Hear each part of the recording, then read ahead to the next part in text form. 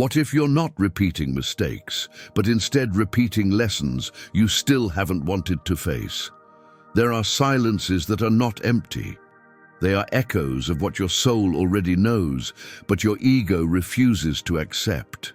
You're not lost. You're being prepared. Think about it. Every person who entered your life left behind more than just wounds. They left clues, like scattered pieces of an emotional puzzle. Some taught you how to love. Others taught you never to forget who you were before you begged for crumbs. And a few, the ones that hurt the most, forced you to look at yourself without filters, to recognize your shadow, to understand that you can't keep asking for love from a place of lack, from the abandonment you've been carrying on your back since childhood. Carl Jung said, "One does not become enlightened by imagining figures of light, but by making the darkness conscious." So what part of your darkness are you still denying? What part of yourself do you continue projecting onto others, hoping they'll heal it for you? That love you long for so deeply won't come to fill your voids. It will come only when you're no longer afraid to face them. It won't be salvation. It will be a mirror. It won't be the one who heals you. It will be the one who sees you without disguise. Because true love doesn't arrive when you're searching. It arrives when you're no longer running. You already know this. There's something inside you that has already understood. It's not about finding someone to love you. It's about remembering what it was like to love yourself before you forgot who you were.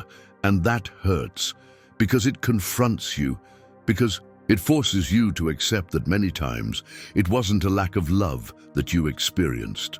It was a lack of awareness. You chose through your wounds. You bonded from emotional hunger. You idealized to avoid facing your loneliness. And you confused attachment with connection, anxiety with desire, dependency with destiny. Now, everything hurts differently because you can't lie to yourself the same way anymore. If what you're feeling touches you, even just a little, stay. This journey is yours. You are not alone. Subscribe now to receive each new delivery of this kind of content directly to your soul. You can no longer close your eyes and keep blaming others, because you now understand that every relationship was a mirror, that every abandonment reflected a part of you that you still didn't know how to hold. And no matter how much it hurt, that was the exact way your unconscious found to wake you up. This isn't punishment, it's awakening. Can you feel it? Every night you cried, every unanswered message, every broken promise, all of it was aimed at a part of you that needed to be seen, integrated, acknowledged. Not by them, by you. What seemed like destruction was actually construction from within. You're in a process of individuation, as Jung would say. A path where you stop being who the world expected you to be and begin becoming who you really are. And that inevitably means losing versions of yourself that were programmed to please, not to disturb, not to be abandoned. But now you no longer want to belong at any cost. Now you want truth. And truth sometimes comes wrapped in chaos. No one can love you more than you are capable of holding within yourself. And if what you hold is fear, lack, and self-abandonment, that is exactly what you will receive over and over again. People think love hurts, but no. What hurts is what you drag into love, your unhealed wounds, your unintegrated traumas, your constant need for validation, the fear of not being enough, that anxiety that dresses up as passion, but is really a hidden plea. Please don't leave me like my mother did, like my father did, like I left myself. Carl Jung explained that the shadow is everything we deny in ourselves, everything we repress out of fear, shame, or social conditioning. And the problem is, the more you deny your shadow, the more power it has over you. You end up projecting it onto your relationships, expecting others to take care of what you didn't want to face. Have you ever asked yourself why you fall for those who don't choose you? Or why you repeat relationships with the same energy even though the faces change? It's not coincidence. It's your shadow operating in silence, trying to complete itself, even through self-destruction. The unconscious doesn't seek happiness, it seeks wholeness. And to be whole, you must look at what you've avoided: your anger, your emptiness, your need for control, your subtle manipulation, your urge to run when love becomes too real. All of that is part of you, and as long as you don't accept it, you'll keep running from yourself into the arms of others. You are not afraid to love.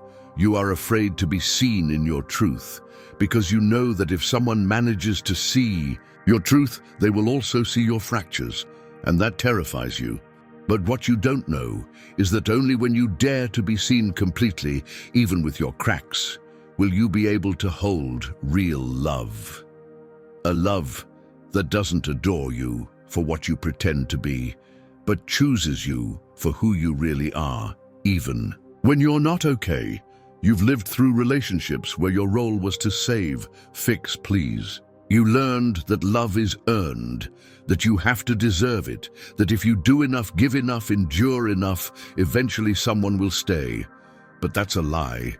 Love isn't negotiated through sacrifice. Love is not a reward for good behavior. Love is not a cage disguised as a hug. And if you keep accepting less than you deserve, it's not because that's all there is. It's because that's all your shadow still believes it can have. It's time to stop blaming others for the stories you continue choosing. It's time to ask yourself, what part of me believes I don't deserve more? What wound is settling? For the scraps of love? Because you're not broken, you're just asleep.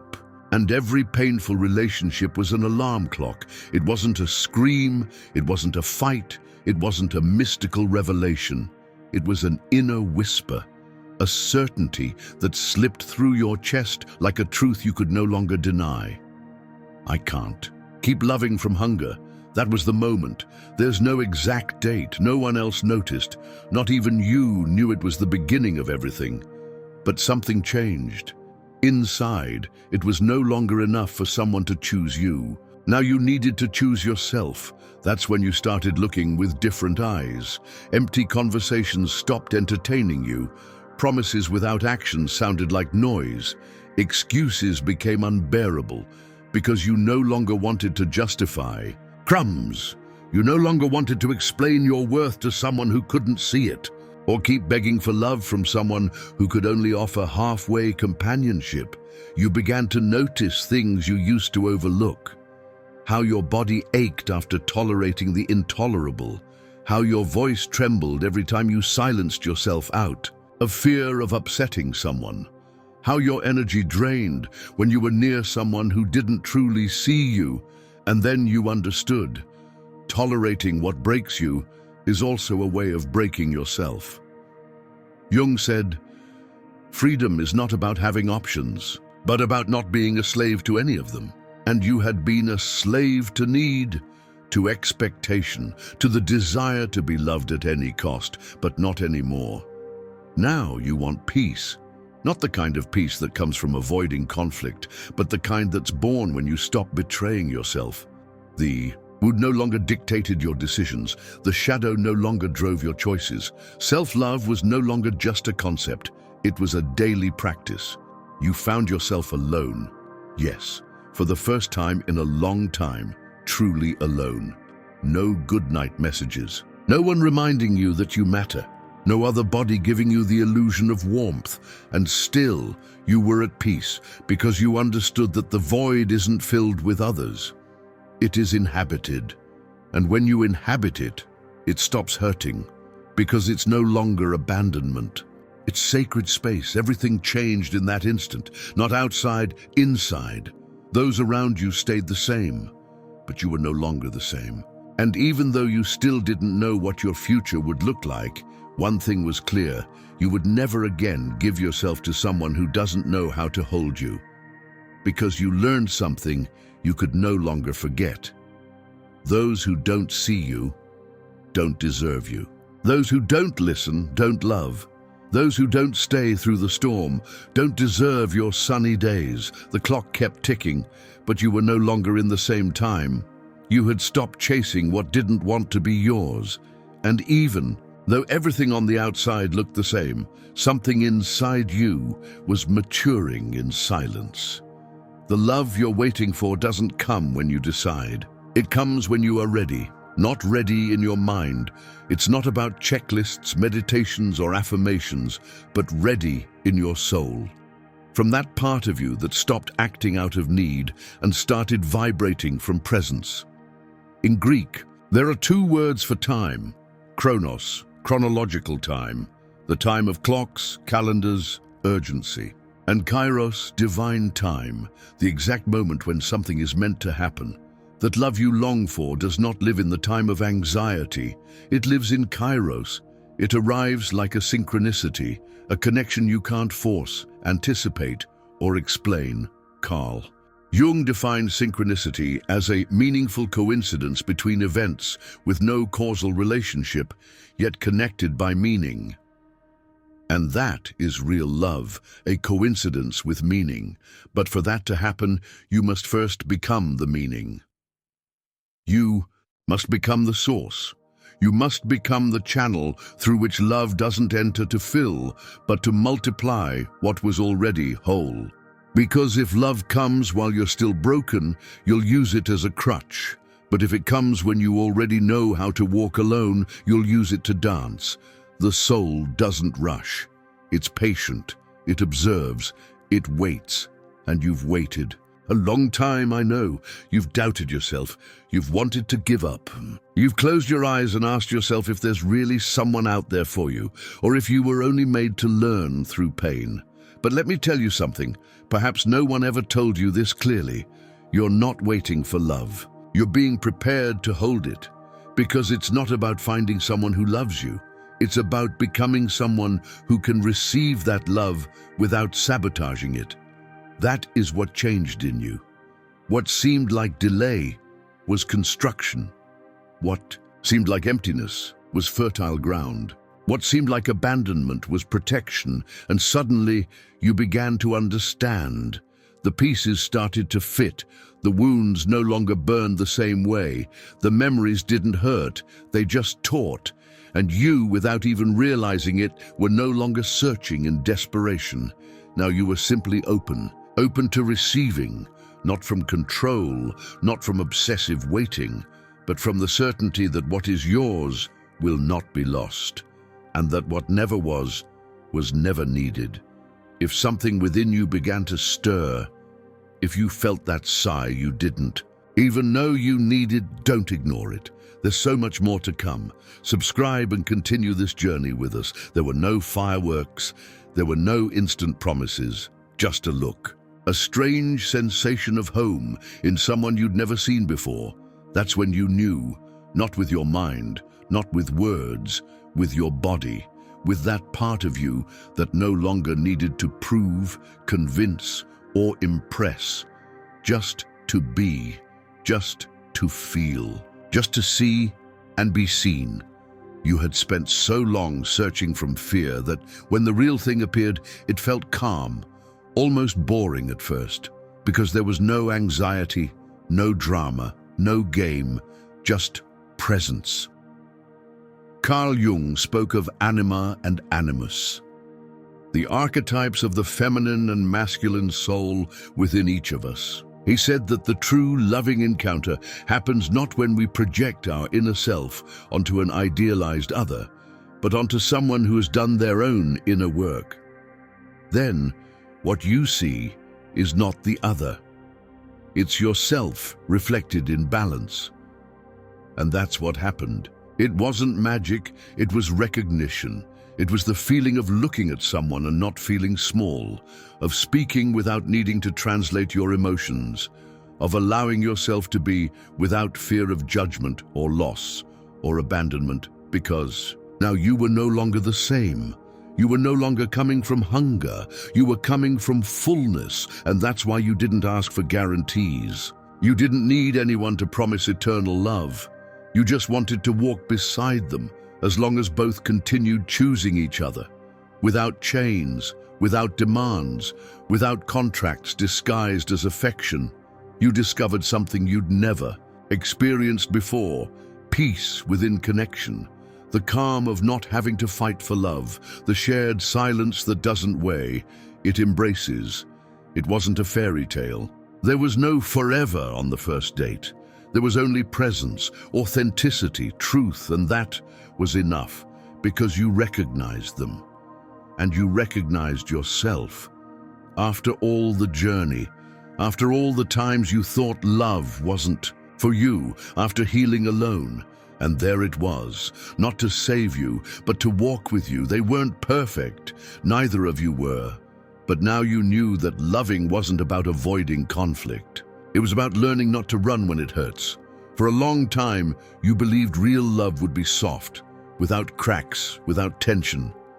But no, the real thing isn't what doesn't hurt. The real thing is what stays when it does, and it hurt, not because they did what the others did. No, this time, the other person didn't abandon you, didn't manipulate you, didn't invalidate you. This time, the conflict came from within, from your fear, from your shadow. A single word, a gesture, a pause, and your body reacted as if you were in the past, as if everything was going to repeat itself, as if that love, barely beginning, was already doomed. Then you realized trauma doesn't get erased by a new relationship. It gets triggered to see if you're ready to choose differently.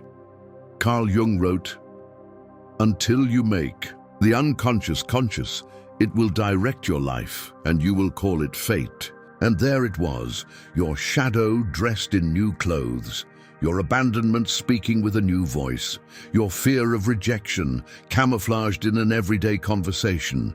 True love doesn't erase your wounds, it makes them visible, not to punish you, but to finally integrate them. And this time, you chose to stay, not to stay at any cost, not to stay to beg, to stay with yourself. You breathed, you named the fear, you shared it, not as a complaint, but as a vulnerable truth. And the other person didn't run, they listened, they didn't try to fix you, they didn't interrupt you with advice. They were simply there, present, and that was the miracle. Not love without pain, but love where pain no longer separates. You realize something you had never experienced before. The shadow doesn't disappear, but it stops ruling you when you name it without shame. Now you knew how to love without losing yourself. You knew how to cry without guilt. You knew how to ask without begging. You knew how to receive without the fear of owing something. The bond became more real, stronger, not because everything was easy, but because you no longer had to lie to yourself to maintain it. And that was new, radically new. To love is not to lose yourself in the other. It's to find yourself more deeply through the other. Little by little, love stopped being a promise and became a presence. You no longer needed to hear, "I love you," every day. You knew it in the small gestures, in how they looked at you when you were silent, in how they touched your shoulder in passing, like someone who remembers your there. And that it's enough. It wasn't about intensity, it was about consistency, about knowing that even on gray days you could still be you, and that was freedom. Carl Jung said that the encounter between two people is like the contact between two chemical substances. If there is a reaction, both are transformed. And that's what you were doing, transforming together, not to become one thing, but to accompany each other in your differences. Because love doesn't erase shadows, it illuminates them, and you still felt fear at times. You feared losing. You feared it was too good to last.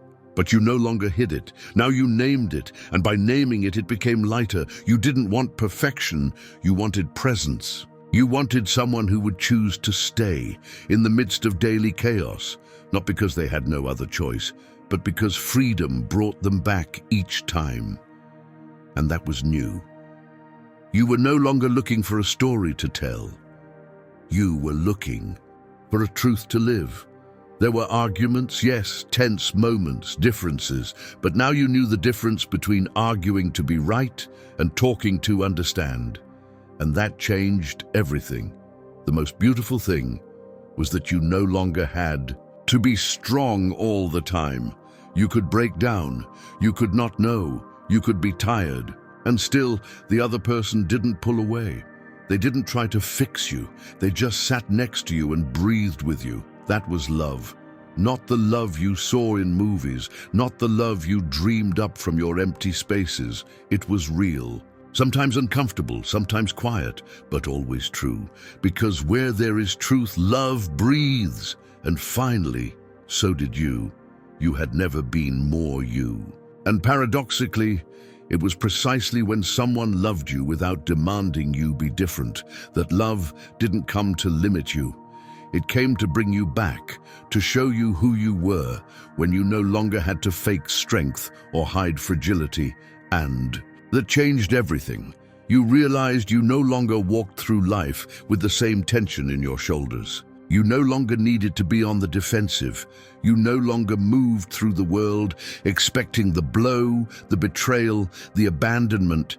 Now you walked with your chest open, with a softer gaze, with a kind of faith that didn't come from outside, but from within.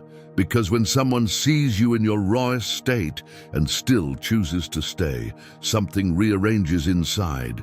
A peace settles in that doesn't depend on the future, a gratitude that needs no promises. Carl Jung said the process of individuation, the path toward oneself, doesn't separate us from the world. It returns us to it in a more conscious way, and that's what happened.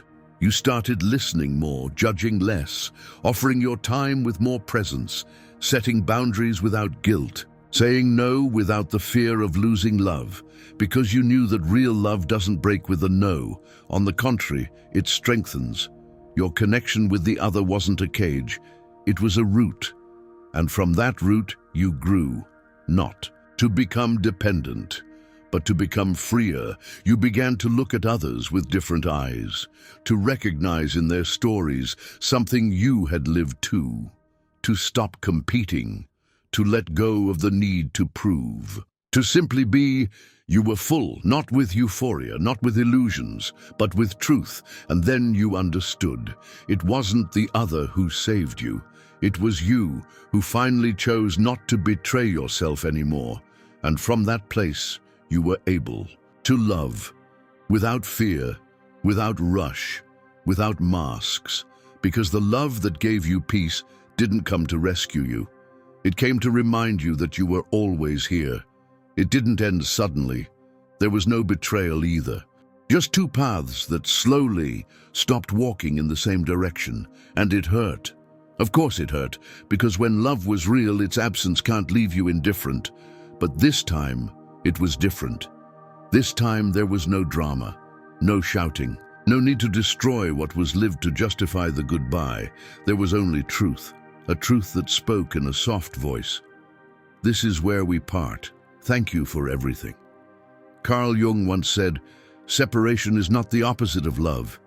It is a phase of its development, and you understood it because this love didn't break you. It completed you. It had fulfilled its purpose. It had been a bridge, a mirror, a route, and now it needed to transform. You were no longer the same people who had first met. You had both grown, and sometimes growing also means letting go. Sadness came, yes, but it wasn't despair, it was gratitude. A sweet nostalgia that honored what had been lived without turning it into a prison. For the first time, you experienced a goodbye without tearing yourself apart in the process. You didn't have to delete photos or hate the memories or deny the good things. You just breathed, you cried, and you let go, because mature love doesn't cling. It honors. You were surprised to discover that you could still love, even in absence, not as obsession, not as idealization, but as a living memory of what you were capable of feeling, holding, and giving. And you understood something that forever changed the way you see relationships. Love isn't always meant to stay, but it's always meant to transform you. It wasn't a failure. It was a gift, one not everyone has the courage to receive, and even fewer the courage to let go when the time comes. It wasn't the ending that changed you. It was what you discovered in the silence that came afterward. At first, there was noise. Noise of memories, of what if, of songs that hurt, of routines that were now hollow. But then something unexpected arrived, silence. And in that silence, you began to hear yourself.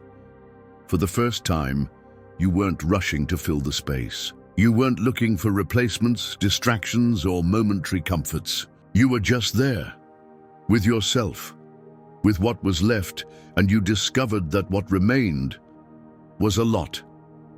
There was more strength than you imagined, more clarity, more peace.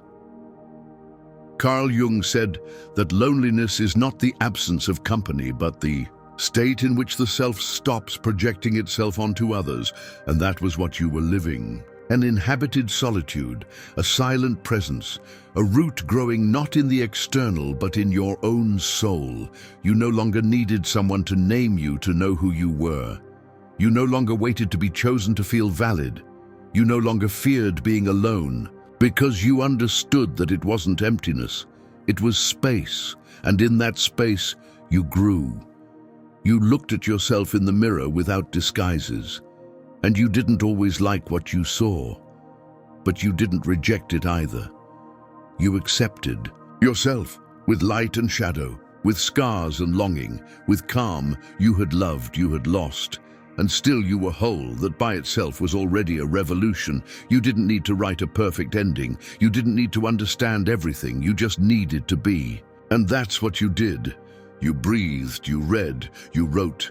You walked without a goal. You looked at people with more tenderness. You had become more human, not less of a dreamer, just more awake.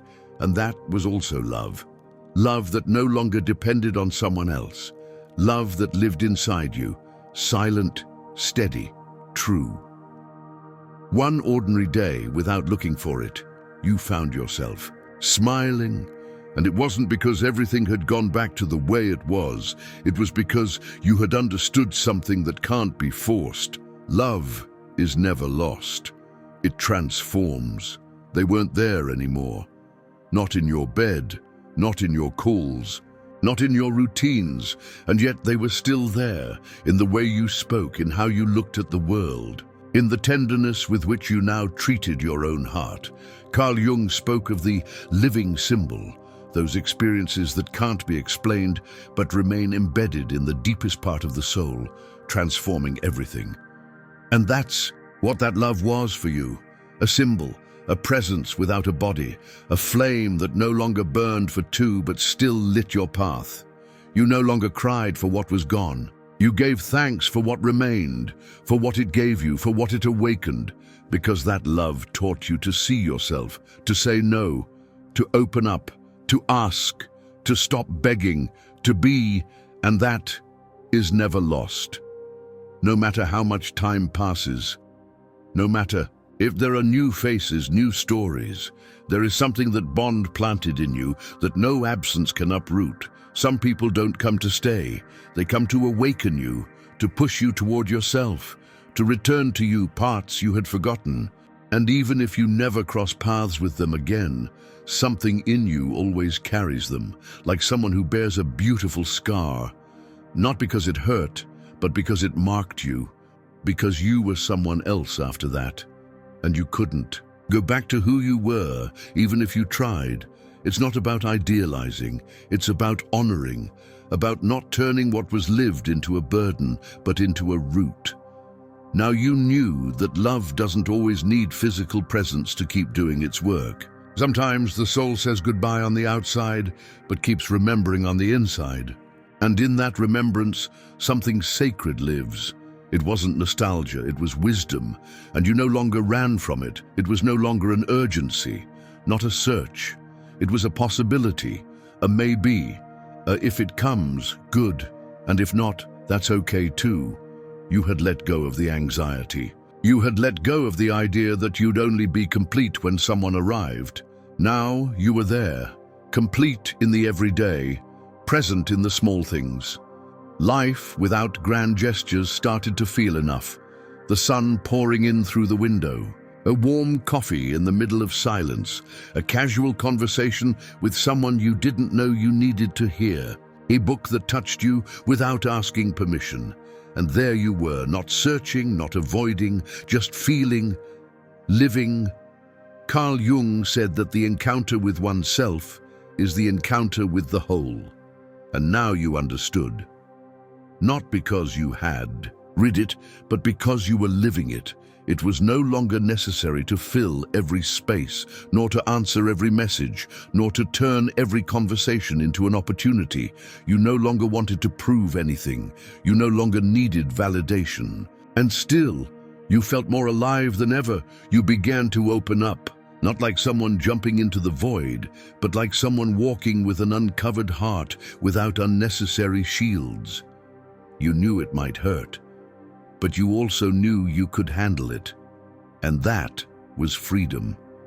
Sometimes someone looked at you differently. Sometimes you felt that old spark wanting to ignite, and you didn't run, but you didn't cling either. Now you knew how to discern. You knew how to observe without projecting, how to feel without giving yourself away completely at the first kind gesture. You had become the guardian of your own love. The world was still the same, but you were not, and that made everything feel new. You didn't need immediate answers. You didn't force signs. You just lived, with open eyes, with a calm chest, with a soul that was ready, because you understood that you're not waiting, you are open, and that openness in itself is already a form of love. You didn't do anything special. You weren't ready in the traditional sense. You were just living your life. And then someone showed up, not as a solution, not as a reward, just as presence. Someone who didn't fill you because you were no longer empty. Someone who didn't save you because you were no longer broken. Someone who didn't promise forever. They just stayed day after day, and that was more than enough. You weren't trying to impress them. You didn't weigh your words. You didn't plan every gesture like a strategy. You were simply you. And the most beautiful part was realizing that that was enough. Carl Jung spoke of conjunctio, the union of opposites, not to create perfect symmetry, but to generate a creative tension that allows transformation. That's what this was. Not a perfect fit, but a shared movement. You laughed more, not because everything was funny, but because you were no longer carrying the weight of the world. You shared your thoughts without fear of sounding too much. You didn't need to hide your intensity nor tone down your depth. You could be whole, and deep down, that was what you had always wanted. Someone who wouldn't run from your truth. Someone who stayed, even when they didn't know what to do with it. Love wasn't fireworks. It was a steady ember. It was comfortable silence. It was a gaze that understood. You had no certainties about the future, but you didn't need them, because you had learned that love doesn't live in tomorrow. It lives in the now, and this now was clear, clean, luminous. You were there, present, open, not because you needed it, but because you deserved it. And finally, you knew it. Love is not what you thought. It's not certainty, nor security, nor a happy ending. Love is presence. Presence when it hurts, when there's doubt, when you don't know what to say, but you still choose to stay. Love is not built on eternal promises. It is built in the everyday, in how you listen, in how you support without invading, in how you name what others would rather stay silent. About Carl Jung wrote that knowing your own darkness is the best method for dealing with the darkness of others. And that too is love. To be able to look at the other's wound without running. To be able to stay even when the other can't give you their best self. To be a home, not a prison. Love is not merging. It's walking side by side. It's not the absence of conflict. It's knowing how to find each other again after everyone. It's not constant intensity. It's peace that doesn't exhaust you. It's the embrace that doesn't demand. The word that doesn't wound, the silence that doesn't pressure. Love is not a place you arrive at. It's the way you walk. It's how you speak to yourself. When you're alone, It's how you choose every day not to betray yourself. It's how you look at someone without trying to change them. And if someone loves you like that, what a gift. And if you love like that, what strength. And if you haven't experienced it yet, don't worry, because what matters isn't that it comes. It's that when it does, it finds you whole. Now you know. What you once called love was the desire. Not to be alone. Now you call it by its true name. Presence, awareness, freedom, truth. I don't know when everything changed. There was no exact date. I just know I'm no longer the one who started this path. Now I look back and it doesn't hurt. It honors me. Every fall, every wait, every silence I thought was abandonment and was, in truth, a call to return to myself. Learned that not everything that breaks must be repaired. Sometimes it must be let go, because what leaves frees space and what arrives clean. I understood that love is not the goal. It's the language you choose to speak to yourself. It's the way you decide to stay with yourself, even when no one else does. Carl Jung wrote that the unlived life is a sickness from which one can die. And I no longer want to die while alive. I no longer want to keep repeating what no longer represents me. I don't want to bond from fear or stay silent just to fit in or give myself a way to be chosen. Now I choose from calm, from my roots, from that place where I no longer need to lose myself to feel worthy to who I was. Thank you for surviving the best you could, for enduring so much, for holding on even when the soul couldn't anymore, to who I am now. I see you, and I believe in you. I know there will still be days of doubt. I know it will still hurt sometimes. But I also know that this time, I will not abandon myself. I carry within me all the loves that shaped me, all the losses that emptied me, just to fill me again. I carry the silence of someone who knew how to wait, and the strength of someone who learned not to fear their own voice. Now I know. I'm not looking for love, I'm living it, and that to me is already enough. If you made it this far, you already know. This wasn't just a text, it was a mirror, a reflection, an encounter. And if you want to keep connecting with stories that heal and awaken, subscribe now. What's coming is for you too.